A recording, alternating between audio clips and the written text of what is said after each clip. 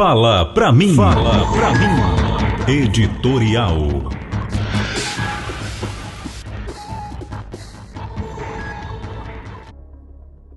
Meus amigos e minhas amigas. O ano novo chega sempre como promessa. As promessas sozinhas não mudam a realidade. O que transforma o mundo é quando a esperança deixa de ser apenas sentimento e passa a ser projeto coletivo.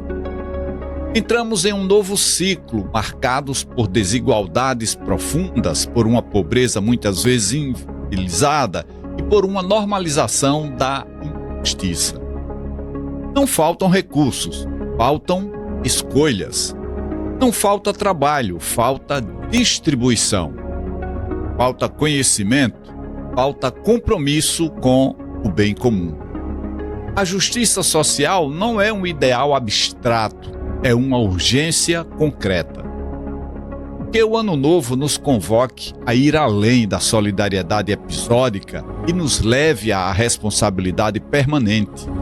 Não basta indignar-se, é preciso transformar a indignação em ação política, social e ética. Justiça social se constrói com políticas públicas consistentes, com defesa intransigente dos direitos humanos, com educação que emancipa e com trabalho digno que liberta. Esperança aqui não é ingenuidade, é resistência. É a recusa em aceitar que a desigualdade seja destino e que a exclusão seja normal. É a coragem de enfrentar privilégios históricos e de reconhecer que não há paz social onde há fome, racismo, misoginia e exclusão. O Ano Novo só será verdadeiramente novo se formos capazes de romper com velhos pactos de indiferença. Se compreendermos que ninguém se salva sozinho e que uma sociedade justa se mede pela forma como trata os mais vulneráveis. Que este seja o ano em que a esperança se organize, a solidariedade se torne política pública e a justiça social deixe de ser promessa para se tornar prática cotidiana. Porque um outro futuro não apenas é possível, ele é necessário. Pense nisso.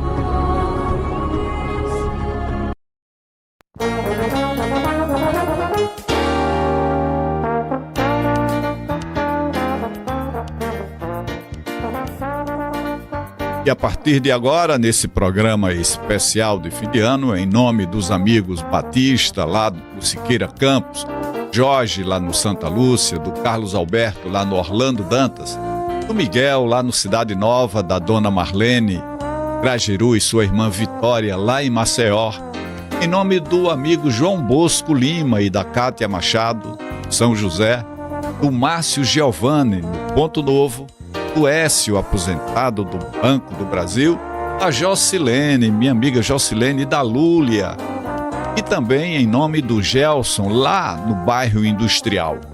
Quero também abraçar ao meu amigo Padre Soares, da paróquia São Pedro Pescador, ao Padre Anderson Gomes, da Catedral, a irmã Moraes. Abraço também para Dom José Palmeira Lessa e para Dom Genivaldo. Nesse momento de passagem de ano, nós que fazemos o programa Fala Pra Mim, desejamos ao Dom Josafá muita saúde e realizações em 2026. Hoje faremos um programa especial de fim de ano, na perspectiva de que todos possamos esperançar um ano novo de paz e justiça social. Vamos apresentar então uma dica de saúde muito importante e que alerta sobre a importância de entendermos o horário ideal e adequado para alguns medicamentos. Então vou falar para você sobre a nossa dica de saúde. Fala pra mim, dicas de saúde.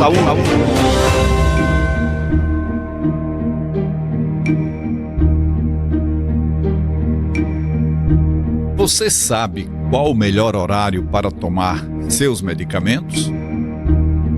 Vou falar para você algumas dicas importantes para o uso dos seus medicamentos e o quanto isso é importante para otimizar o efeito do remédio. Alguns medicamentos funcionam melhor quando utilizados em jejum, como a levotiroxina para a doença da tireoide, porque a alimentação reduz a absorção intestinal do medicamento.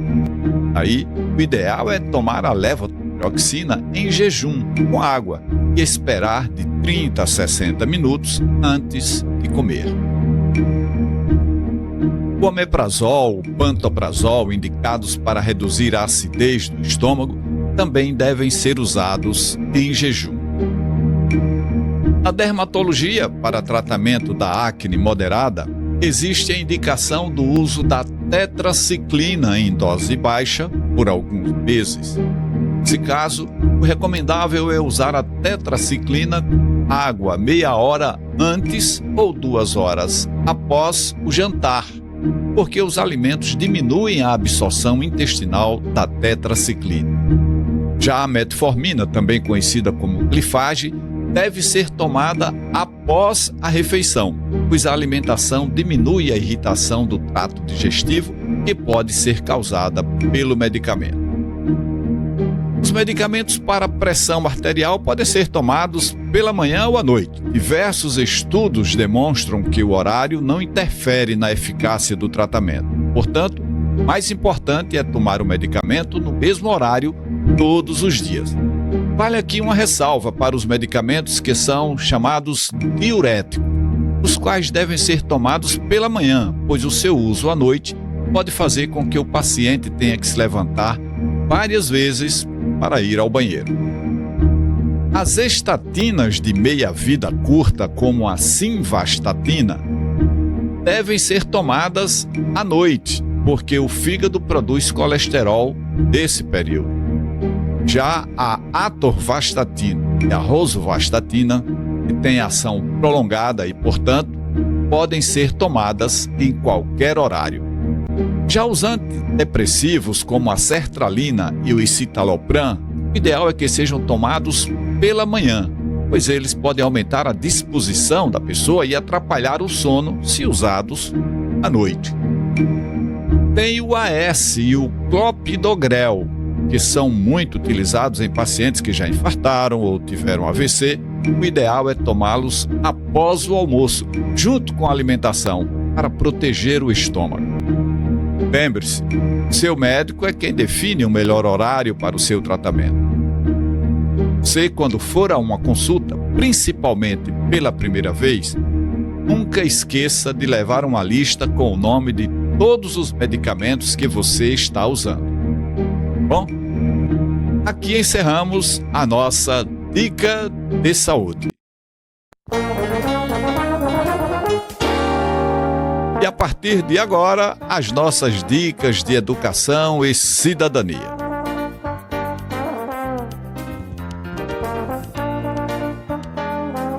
O programa de hoje pode ser resumido em uma palavra.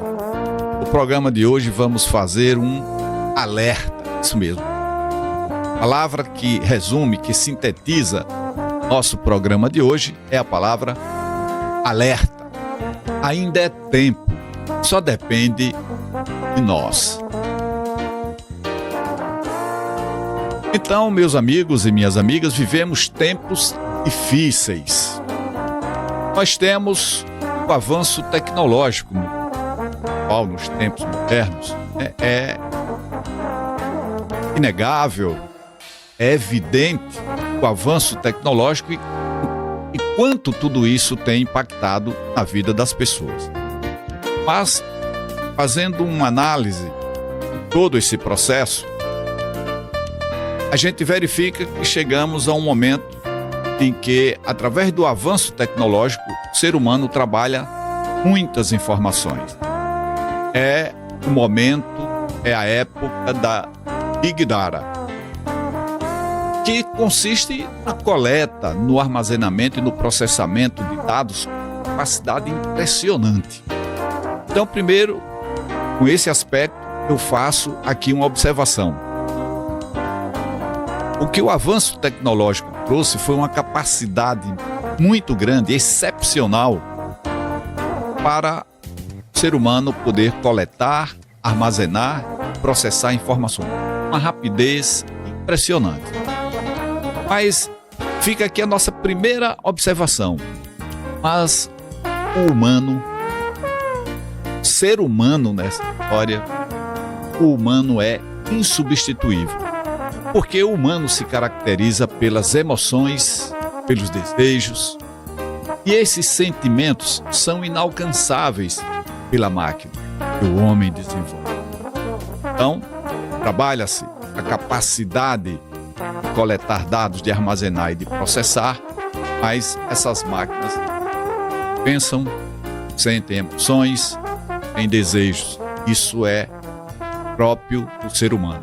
Então, não há essa preocupação de vamos desenvolver uma máquina que vai substituir o homem. Não. Por conta dessas características próprias, essa racionalidade, esses pensamentos, os sentimentos, eles são próprios do ser humano. O processo civilizatório da humanidade, isso aí, o que efetivamente me preocupa, quando analisamos o processo civilizatório, os avanços de cada época são desenvolvidos para o bem. Essa é a intenção. O homem tem alguma necessidade da sua vida em sociedade, da sua vida coletiva, existem dificuldades e o homem vai superando essa dificuldade, estimula o homem a ser criativo. Então, a espécie humana tem se desenvolvido através de muito tempo e utiliza esse processo criativo. Então, tudo isso é para superar dificuldades, então é para o bem de todas as pessoas. Mas essa própria história, nesse próprio processo civilizatório, nós sempre temos que registrar que pessoas existem. Nós vamos perceber que sempre que existem algumas pessoas que usam esse avanço tecnológico para o mal.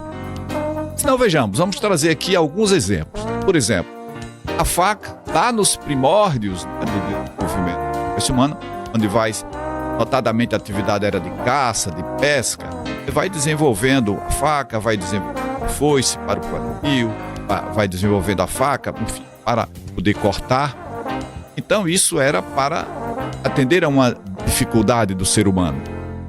No entanto, essa mesma faca que foi utilizada com esse objetivo, ela por vezes é utilizada para matar outras pessoas. Outro exemplo que podemos trazer aqui, o progresso, o desenvolvimento tecnológico, científico, vai trazendo descobertas que são muito benéficas para o ser humano. Por exemplo, temos aqui a fissão nuclear. Mas o que é que algumas pessoas fizeram com isso? Produziram a bomba atômica que mata e inutiliza muita gente. Então agora temos o avanço tecnológico e essa discussão que eu já trouxe aqui, vou inventar uma máquina que vai substituir o homem. Não.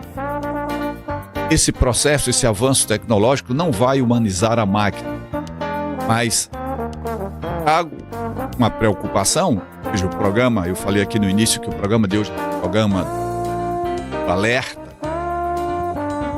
fazer este sinal de alerta para todas as pessoas, porque eu me preocupo, sim, é com a possibilidade de que pessoas desumanizadas, o que é que essas pessoas podem e são capazes de fazer com esse avanço tecnológico. Então a gente vê distorções, a gente vê esse avanço tecnológico, por vezes, já utilizado para fazer o mal às pessoas. Então, isso é o que me preocupa. Não é a humanização da máquina. O que me preocupa é a desumanização dos humanos. Então, algumas atitudes e fatos já são preocupantes, como, por exemplo, o estabelecimento de um cotidiano com relativização da verdade. Isso já é consequência desse processo.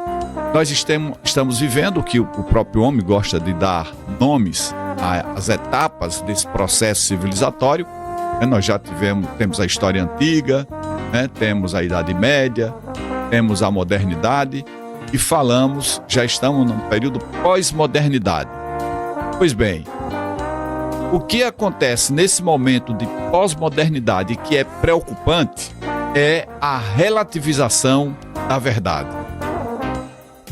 Nós temos por trás dessa quantidade enorme de informações, pelo acesso que as pessoas têm hoje a uma quantidade enorme de informações, e pela facilidade com que essas informações podem ser obtidas, nós temos muita desinformação. Desinformação por ignorância, mas desinformação também por interesses, né? Pessoas que aproveitam esse momento de relativização da verdade, né?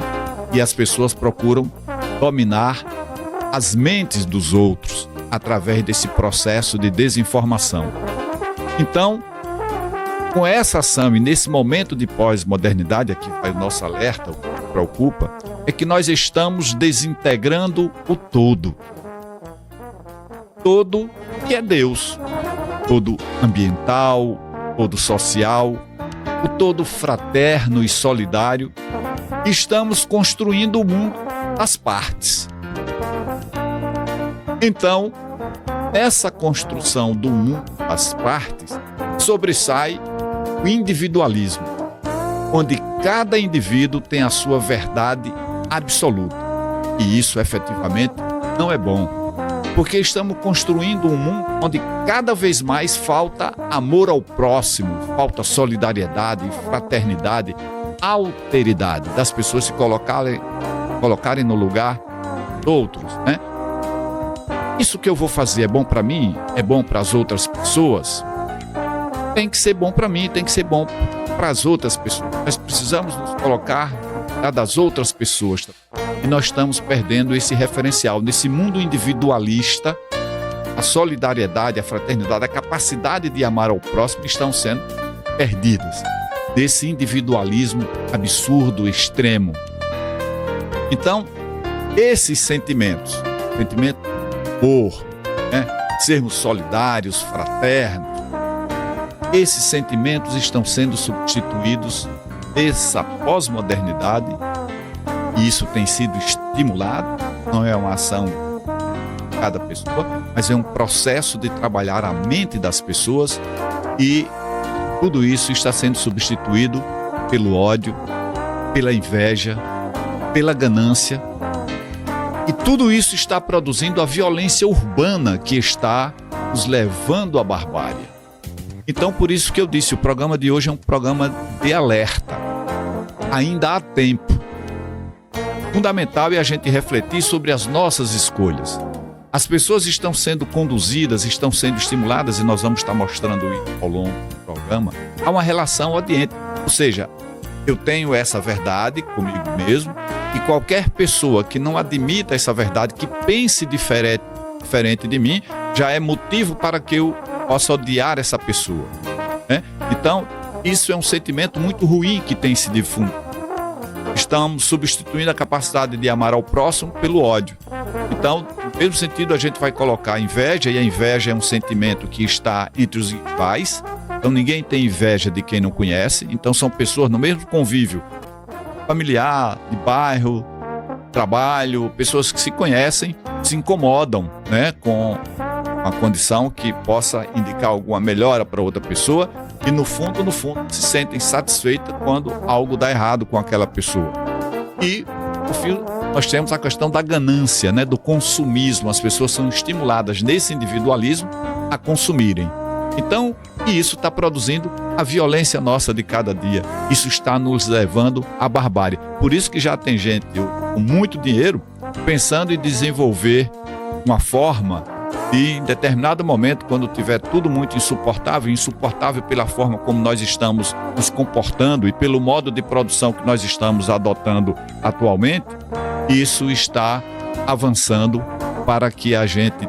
Então tem pessoas que já pensam, vamos outro planeta, como é possível, a gente se salva e deixa tudo aí acabando quando não for mais possível que a gente conviva por aqui. Mas nós estamos aqui, o programa de hoje, o programa de ano, é muito importante, estamos fazendo esse alerta. O programa de hoje é de alerta. vamos pensar, vamos refletir em tudo que nós estamos trazendo e iremos trazer desse programa de hoje. Então, a pós-modernidade nos coloca diante de uma crise profunda da verdade. Já falei aqui, a relativização da verdade. Há uma crise profunda da verdade. O que é a verdade? Não porque a realidade tenha deixado de existir, mas porque a compreensão sobre o que é verdadeiro passou a ser sistematicamente questionada, fragmentada, então são muitas verdades, e muitas vezes substituídas por narrativas concorrentes. A verdade passa a ser tratada como construção subjetiva, contextual ou estratégica, né? Pessoas que pensam, não, nós precisamos conquistar a mente das pessoas. Nós precisamos fazer as pessoas se emocionarem e, uma vez emocionadas, nós conquistaremos as suas mentes. Então, essa pós-modernidade, nesse cenário de relativizar a verdade, então, sempre algo vai ser possível a partir do pensamento humano. Então, não existe mais o impossível, não existe mais o absurdo, tudo é possível. Então, tem alguém que pensa sempre de um jeito, né? E essa pessoa pode agregar outras pessoas que pensem desse jeito. Então, é muito individualismo, é uma construção subjetiva, mas também ela atende esse contexto, né, onde o mundo está com essa necessidade. A partir do momento que se produz um empobrecimento da maioria das pessoas, então é preciso conquistar a mente das pessoas para que essas pessoas, primeiro, não entendam essa realidade e, segundo, não queiram se juntarem, já que são a grande maioria, para lutarem por uma transformação social efetiva. Então, esse é o cenário. O que é que acontece, então, com a verdade, essa relativização? As pessoas têm argumentos e fazem uma construção, mas sem fonte, né? Não se preocupa com a fonte, não se preocupa com a verificação, né? A racionalidade requer que tenhamos uma fonte, que tenhamos uma verificação, senão vamos ficar criando um raciocínio que é raso, que é alienante. Isso é feito, é estudado, é de modo proposital, desenvolvido com o objetivo de ganhar a mente das pessoas. Então não precisa que as pessoas se preocupem com a fonte, não precisa verificar a sua sinceridade, precisa apenas que ela seja persuadida e que ela acredite no que está sendo dito. Tá? Então isso é muito ruim, porque nós vamos nos isolando nessas partes que admitem determinado conceito, determinado pensamento como verdadeiro. Então, preste atenção em tudo isso, pois tudo isso é muito grave, né? Muito grave. Isso está se voltando contra a grande maioria das pessoas e elas não percebem. Então, a verdade está deslocada do campo da verificação, vamos ver se isso é verdadeiro, vamos ver a fonte, vamos ver se procede, para o campo da persuasão.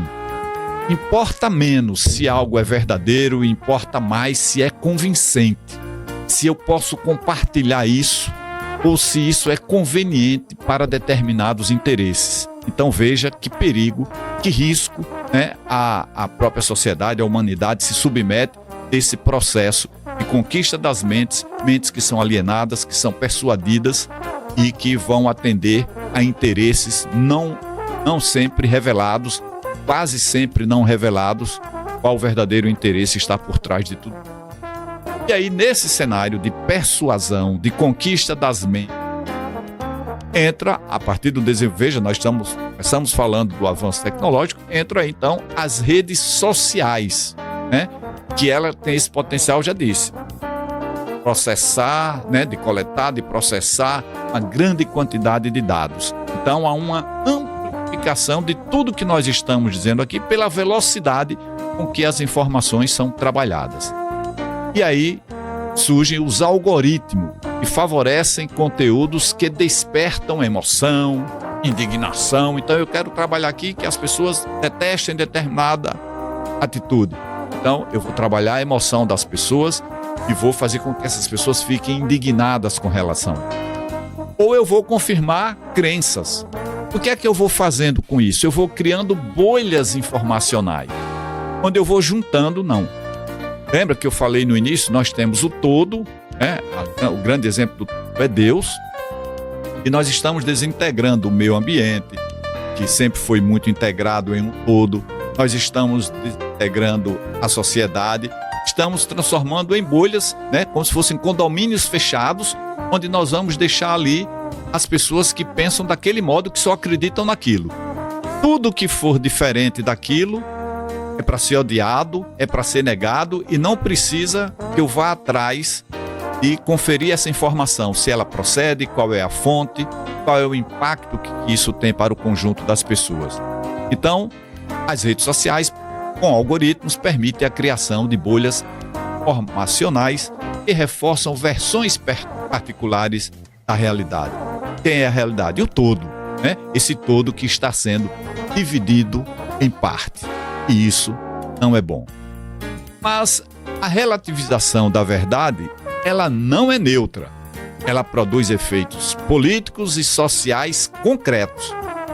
Nada disso está acontecendo de graça, né? Alguém pensa, de modo podemos fazer isso, temos que trabalhar essas coisas, temos que ganhar a mente das pessoas, porque existem efeitos políticos e sociais concretos por trás de tudo isso. Quando toda a verdade é vista como opinião, e é isso que está acontecendo, a verdade é opinião, né? Então não precisa muito que essa pessoa se comprometa com a fonte, que vá verificar se isso é verdadeiro, é uma opinião. Abre-se espaço com isso para o negacionismo científico, para negar tudo, e nós já vivenciamos muito aqui, né? Para a manipulação deliberada da informação e para a erosão da confiança nas instituições democráticas, por exemplo. Então, guardem essa informação. Erosão da confiança nas instituições democráticas. Nós lá no final do programa vamos voltar a isso aqui. Então é uma consequência desse momento. As pessoas estão perdendo confiança nas instituições democráticas. Mas nós vamos mostrar por quê e a quem interessa que essa desconfiança aconteça, né? E importante também aquilo que eu falei há pouco, que nós precisamos estar atento para esse processo, né, de desinformação. Ele não acontece de graça. Não existe neutralidade nisso. Isso tem um impacto sobre a mente das pessoas, isso tem um impacto social. Então, a verdade passa a competir em igualdade de condições com a mentira. Então, se eu não tenho compromisso com algo verdadeiro, se eu não tenho compromisso em verificar a fonte, se eu não tenho esses cuidados, eu posso falar o que vier à minha mente, e estamos nessa realidade, tudo é possível, né? Nada nos surpreende mais. Por quê? Porque a verdade que está por trás de todas as coisas, tudo que nós fazemos, existe uma verdade por trás delas, mas essa verdade está sendo perdida porque ela está competindo com a mentira, né? Basta que para isso elas sejam narradas, a verdade e a mentira, com muita força na retórica, né? E existem hoje mecanismos que permitem, né? Existem algoritmos que permitem que as pessoas sejam conduzidas nesse processo. Então, o problema degenera quando a crítica degenera para o ceticismo radical. Esse é que é o problema. Então, as pessoas, a partir daquelas bolhas, com compreensões muito rasas das coisas, né, e uma coisa cética que acredita, né, realmente naquilo, esse ceticismo radical, no qual qualquer critério de verdade é rejeitado. Tudo que se falar vai ser rejeitado. Então, e aqui entendendo bem, fazendo o caso da palavra ceticismo, que é uma doutrina segundo a qual o espírito humano não pode atingir nenhuma certeza a respeito da verdade. Então, é um cenário de dúvida, descrença.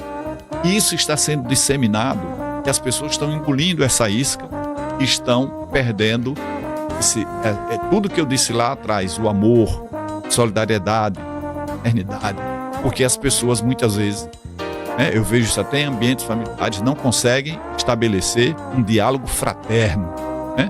Então, qualquer coisa serve para produzir a discórdia. O importante é que eu mantenha aquelas pessoas pensando daquele jeito e acreditando nessas coisas.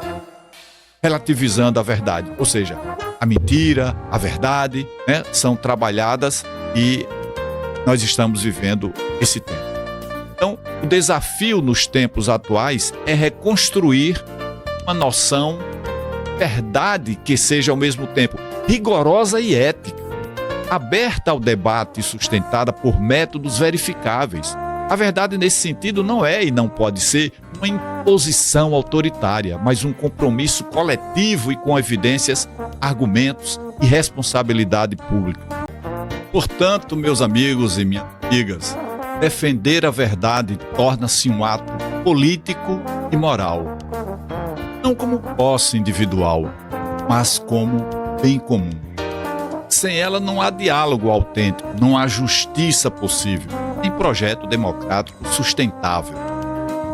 Falar em democracia sustentável, a partir de agora vamos fazer uma análise de modo que possamos dialogar sobre a nossa realidade. Vamos considerar as últimas décadas das nossas vidas e alguns fatos que são inquestionáveis em nossa opinião. O empobrecimento sustentado e crescente da maioria da população. Isso é questionável. Nós temos relatórios do Banco Mundial que, a partir de 2010 até 2030, estabeleceu um programa, a perspectiva de que reduzíssemos, de que extinguíssemos as desigualdades sociais no mundo. E os relatórios anuais do Banco Mundial comprovam que, ao contrário, esse empobrecimento tem aumentado. Então, ao invés de reduzir a desigualdade, não obstante essa proposta do Banco Mundial, né, vai falar, é coisa que não é isso, tal, é o Banco Mundial que é centro, nós temos aí FMI, Banco Mundial, Bancos de Desenvolvimento nos países, são estruturas criadas lá em Bretton Woods, nos Estados Unidos, lá na década de 40 do século passado, para colocar em prática todo esse processo do neoliberalismo que começa a partir dos 80. Então, eu vou trazer aqui dados para mostrar, sustentar esse dado, trabalhar com fatos, olha a questão da verificação da fonte, o empobrecimento sustentado e crescente da maioria da população. Então, esse relatório está posto isso, mas aqui eu trago dados de 2024 e 2025. No mundo nós temos uma quantidade, nós vamos analisar aqui a quantidade de ricos e a quantidade super ricos, né? Para o mundo e para o Brasil. Então, ricos, nós temos 0,6% aproximadamente. 0,6% da população global adulta é constituída por ricos, milionários. No Brasil, esse número é de 0,21% da população brasileira. Entre 0,1% da população brasileira é constituída por ricos. Trazendo aqui dados publicados de 24 e 25. Super ricos, aproximadamente 0,005%. Décimos, centésimos, né? Aí nós vamos ter aqui milésimos, 0,05 milésimo ou menos. São as pessoas ricas, super ricas no caso, né? E a nível de Brasil, nós temos um número menor que 0,01% da população. Cerca de 4 mil habitantes, né? 4 mil. Nos 203, essa pesquisa considera a população, 203 milhões de brasileiros, nós temos 4 mil, né?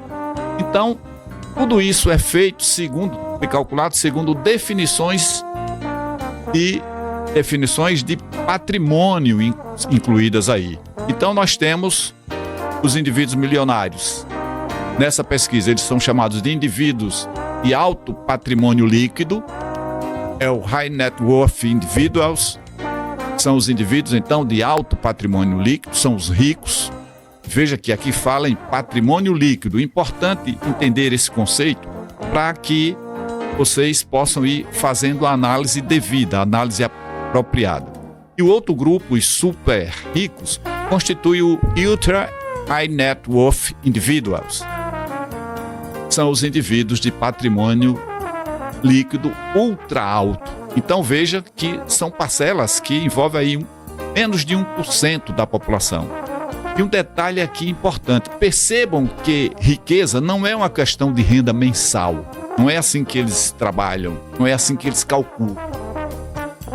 O conceito de riqueza envolve patrimônio líquido. Olha, patrimônio líquido é tudo que a pessoa tem quando desconta as despesas com pagamento de folhas de funcionários, com a compra de material, com impostos. Então, quando tira tudo isso, aí nós vamos ter o patrimônio líquido, para que vocês entendam. Então, o conceito aqui, para classificar em rico e super rico, envolve patrimônio líquido, capacidade de acumulação, poder econômico e grau de influência social e política. Perceba aqui, grau de influência social e política está no conceito para que alguém possa ser considerada rica ou super rica. Tá claro isso? Não tem aqui renda mensal, mas ela é opcional, isso não entra nessa conta, mas nós temos aqui patrimônio líquido, capacidade de acumulação, poder econômico e grau de influência social e política. Atentem para esse conceito, né? Isso é fundamental para que a gente entenda as coisas. Então, o rico vive do patrimônio, não apenas do trabalho, que é opcional. Vive de aplicações financeiras, de imóveis, de empresas e participação societária. Então, esse artigo considera rico pessoas com patrimônio acima de R$1 milhão. São milionários, né? Aí está entre 5 e 6 milhões de reais. Veja, patrimônio líquido. Depois que tira o patrimônio que a pessoa tem, tira as despesas com folha de pagamento, impostos, aquisição de material, as despesas, aí fica um patrimônio líquido de 5 a 6 milhões de reais ou de R$1 milhão. Por isso que dá aquele número bastante reduzido em relação à população geral. Influência local ou setorial. Veja que influência é um dos critérios para classificar como rico. Então, por exemplo, os ricos, eles têm influência local ou setorial. Então, por exemplo, se tem algum empresário da construção civil, se tem algum empresário do transporte público, né? Porque mesmo entre os ricos existem diferenças, né? Os que têm menos não influenciam ou vão influenciar bem menos, tá? Já os super ricos formam uma elite extremamente restrita. Aqui, patrimônio líquido já é de 30 bilhões de dólares, ou seja, aproximadamente aí 150 milhões ou mais, daí para frente, 150 milhões de reais. E patrimônio líquido. E existem os critérios sociopolíticos, que aí são os mais importantes para que a gente possa definir quem é rico, quem é super rico, essas coisas todas, e quem não é nada disso. É a influência em decisões políticas e regulatórias. Essas pessoas, os super ricos, financiam campanhas. Existem os think tanks, que são empresas que são verdadeiros laboratórios de ideias, mantidos pelos super ricos. Realizam pesquisas e análises aprofundadas sobre temas como política, economia, ciências e sociedade, com o objetivo de gerar conhecimento, influenciar a opinião pública, olha aqui o controle das mentes, e auxiliar na formação de políticas públicas e decisões estratégicas para os seus interesses. No mais, também os super ricos controlam a mídia e controlam os lobbies, né, que trabalham nas diversas instâncias de poder. Então veja o que é que caracteriza o conceito de rico e de super rico, tá bom?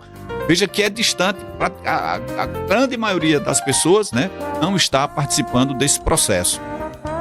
Os super ricos também moldam leis, políticas públicas e agendas econômicas conforme os seus interesses. Ele consegue se proteger estruturalmente de crises que afetam toda a sociedade, né? Quando a gente vê, tem uma enchente, tem não sei o que, morre a maioria pessoas empobrecidas. Isso é fato. Nós estamos trazendo aqui Fatos. Isso é inegável, né? Então, essas pessoas que são super ricas, elas detêm uma parcela enorme da riqueza global. Então, neste nível, riqueza deixa de ser apenas dinheiro e se torna poder estrutural, poder de influenciar, né? E atenção aqui, é importante, que tem muita gente, a pessoa compra um carro 0 quilômetro, acha que é rico, compra uma moto, acha que é rico, acha que é rico. Atenção, aqui é olha, esse conceito foi buscado de uma entidade, né, de consultoria, né, do capitalismo, do neoliberalismo, de tudo mais. E aí eles têm uma pessoa pode ter renda alta. Aí nós temos muitos exemplos de executivos, médicos, juízes, podem ter renda alta, podem ter um padrão de vida elevado. E essas pessoas, e aí? Vamos pensar, essas pessoas são ricas? E elas não são, segundo esse conceito aqui, elas não são ricas.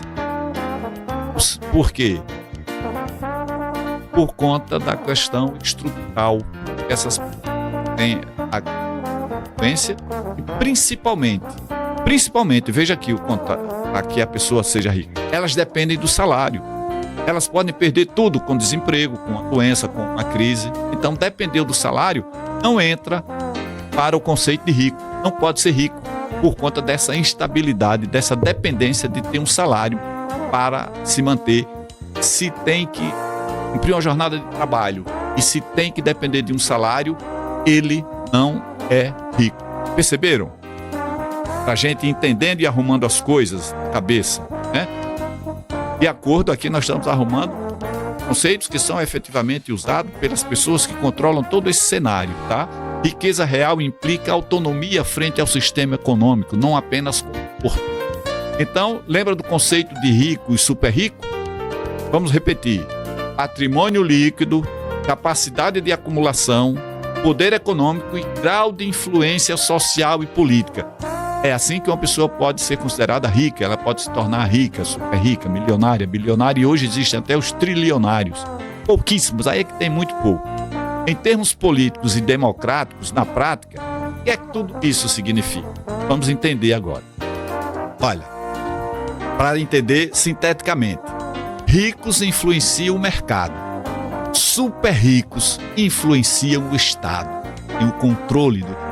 Fala que o Estado, você pode considerar o país, Estado, é essa camada de super ricos que captura as instituições, que mantém as instituições públicas sob seu controle, financia narrativas, olha a questão da mídia social, da conquista das mentes, limita a democracia substantiva, aquela democracia que vai ter como meta o bem comum e o poder efetivo do povo, pelo povo e para o povo, transformando então cenário, desigualdade econômica em desigualdade de poder, né? Então, muito ricos, há uma produção da desigualdade econômica. E à medida que essas pessoas têm mais riqueza, elas têm o controle do poder. Então, igualdade econômica, desigualdade de poder. Então, refletir sobre tudo isso e veja que é uma minoria. A gente está falando aqui de menos de 1% da população. Olha a grande maioria. Quanto mais aumenta a quantidade de pobre, menos a democracia atende aos interesses do mercado ou do Estado controlado pelos ricos.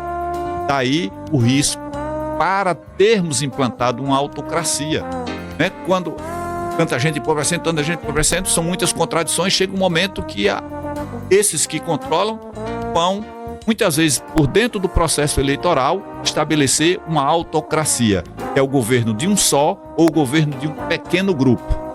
E sem participação popular. Muita violência para calar, para silenciar a população. Então, por isso que eu disse, o programa de hoje é um programa de alerta. Muito cuidado. Ainda é tempo da gente acordar e lutar pela dignidade das pessoas. Bom? Então, nós vamos trazendo agora a nuance aqui do risco à democracia, né? Nós vamos querer fortalecer a democracia ou vamos evoluir para uma autocracia? E o que é perigoso, muitas vezes por dentro do próprio processo, né, democrático. Então vamos fazer alguns alertas agora sobre a nossa conjuntura política. Ó, O neoliberalismo contemporâneo, mesmo quando atua no interior de democracias burguesas e liberais, como é o caso, não representa apenas uma doutrina econômica. Isso vamos considerar principalmente no Oriente, no Ocidente, né? Todo o Ocidente nós temos essa realidade, né? E veja, isso vai acontecendo pelo próprio mecanismo eleitoral. Eu disse lá antes, essas pessoas controlam as instituições, essas pessoas financiam campanhas e essas pessoas controlam as mídias e fazem a cabeça das pessoas, então controlam o processo eleitoral. Então, veja, há um risco, é bem evidente, nós estamos caminhando para consolidar aqui no Brasil formas autocráticas de poder, mas, veja, lá nos anos 60 a gente vai encontrar na história vários golpes, tudo usando forças armadas, aconteceu muito na América Latina. Agora, tudo está se dando disputando o próprio processo eleitoral, fazendo maioria. Então, vai por dentro, né? Não é mais aquela estrutura de golpe, né? Recentemente, que nós tivemos na história do Brasil, mas hoje, no geral, estão conquistando os governos e lá, uma vez nos governos, estão estabelecendo autocracia. Ou seja, estão substituindo a democracia, que é uma forma de governo do povo, pelo povo e para o povo, em uma forma de governo que é de um pequeno grupo, que é de um só. Então, isso através de um processo silencioso de erosão da democracia e o que é pior, muitas vezes dizendo, nós defendemos a democracia, nós queremos a democracia.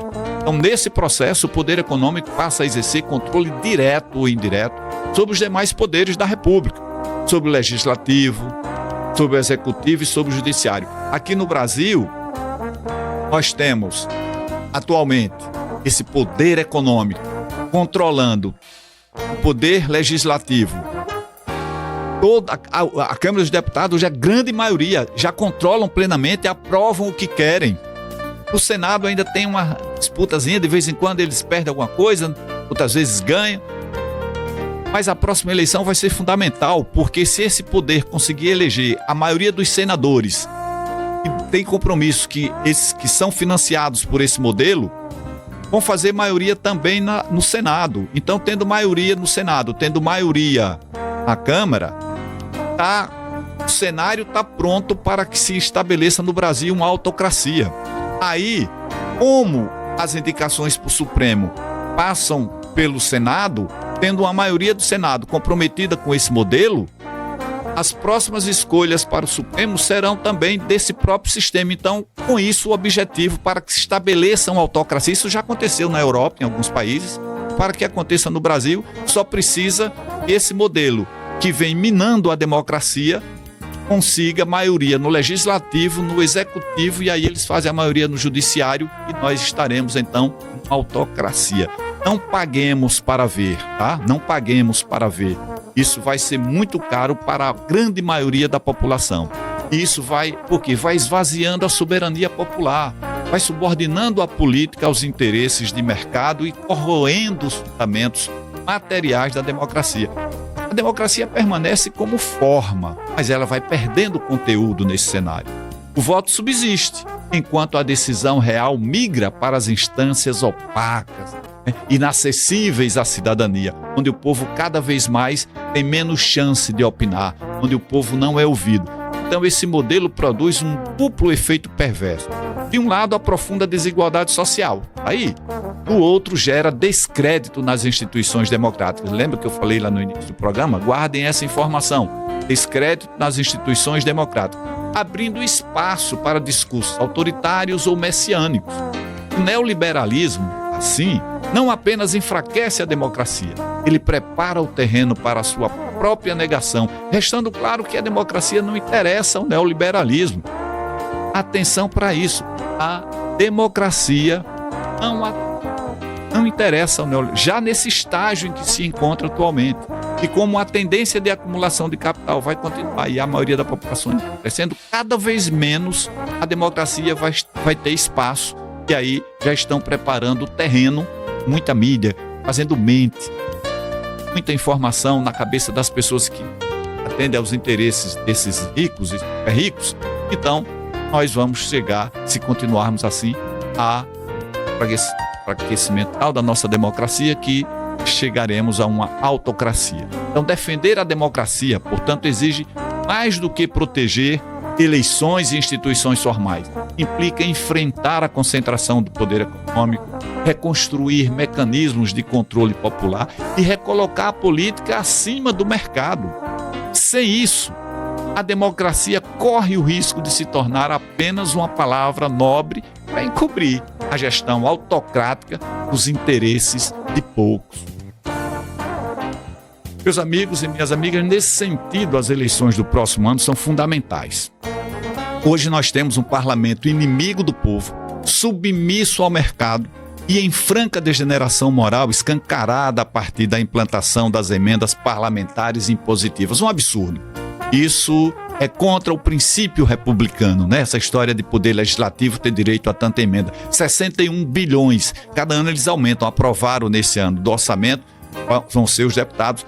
O deputado é poder legislativo, eles têm que fazer lei e não que administrar orçamento. Isso é tarefa do executivo, né? Então tem as emendas de bancada, as emendas PIX, as emendas de liderança e emenda de todo jeito, de todo gosto e sem a transparência devida. Mas como se tudo isso já não fosse muito preocupante, existe uma tendência agravante na política brasileira.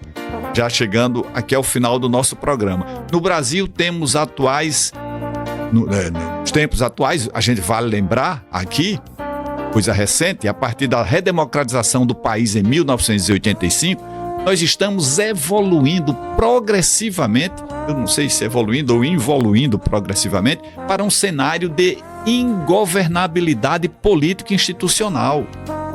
E tudo isso é alimentado pelo processo de degradação moral e deterioração das virtudes, particularmente na vida pública. Quantas atitudes imorais nós vemos todos os dias aí na imprensa. É impressionante e isso está levando àquele descrédito nas instituições. Então, como efeito colateral de um cenário prolongado de ingovernabilidade político-institucional, observa-se no Brasil uma deterioração profunda do papel dos partidos políticos. Com algumas exceções, todas as regras têm exceções, mas com algumas.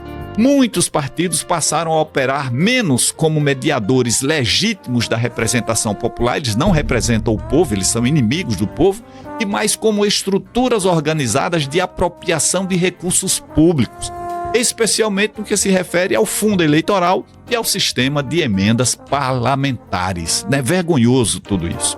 Esse processo não ocorre de forma isolada.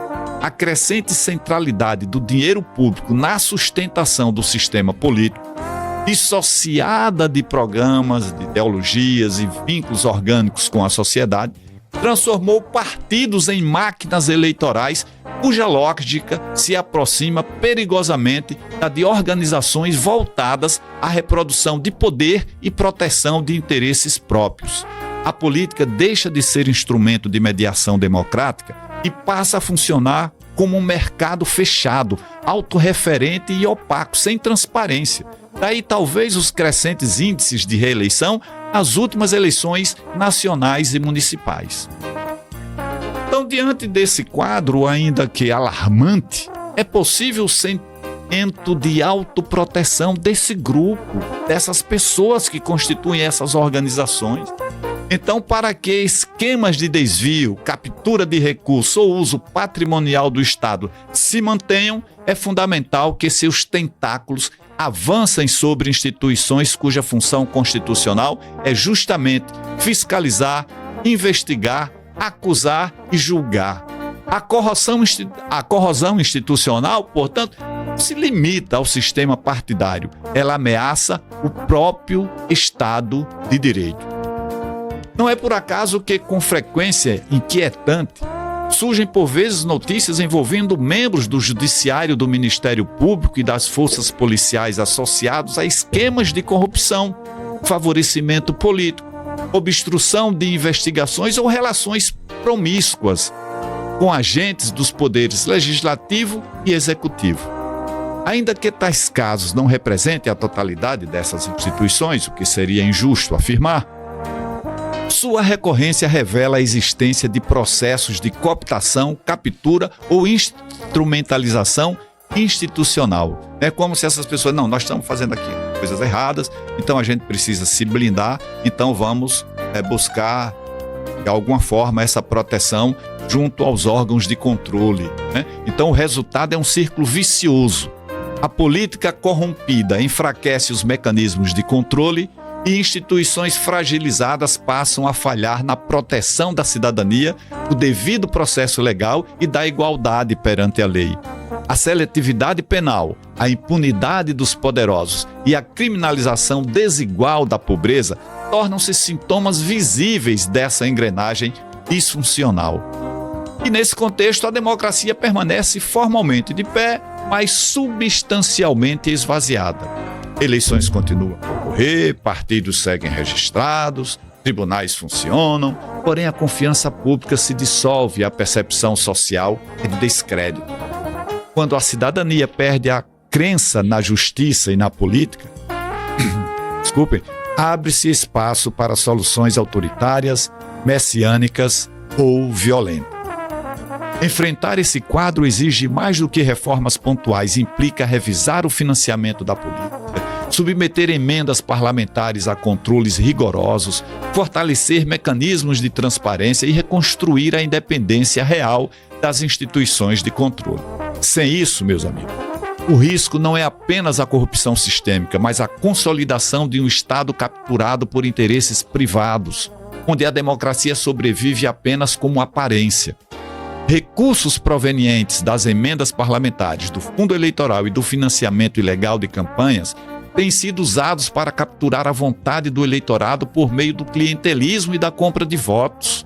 Assim, políticos corruptos se elegem ou se reelegem e, uma vez no poder, deixam de representar o povo para servir aos interesses dos ricos e super-ricos, consolidando um modelo de acumulação de capital que aprofunda a desigualdade e empobrece a maioria da população. Essa dinâmica não é um desvio, mas ela é parte lógica do neoliberalismo que subordina a política ao mercado e esvazia a democracia de seu conteúdo social, incapaz de resolver suas próprias contradições. O sistema avança por dentro de eleições formalmente democráticas para formas contemporâneas de autocracia, nas quais o poder econômico captura as instituições e rebaixa a dignidade humana a uma variável secundária. A democracia não pode ser caminho para a autocracia. Só depende de você. E aqui encerramos mais uma edição do programa Fala Pra Mim, esse que foi o último programa do ano. Aguardamos você no segmento da nossa programação ao longo de 2027, que todos tenham um ano de paz, conquista, de pensarmos mais solidariamente, de pensarmos em fraternidade, e termos um diálogo afetivo e a capacidade de amar ao próximo. Então, um mundo de paz, um mundo de harmonia, um mundo mais fraterno para todos nós, para que a gente possa se antepor a esse encaminhamento para a barbárie, para a autocracia. Fiquem em paz, fiquem com Deus. Estamos encerrando o Fala Pra Mim deste sábado com a apresentação do Dr. Emerson. Fala Pra Mim é um oferecimento da Clínica Dermoestética e Apis Tecnologia e Comunicação. Até o próximo sábado e obrigado pela sua audiência.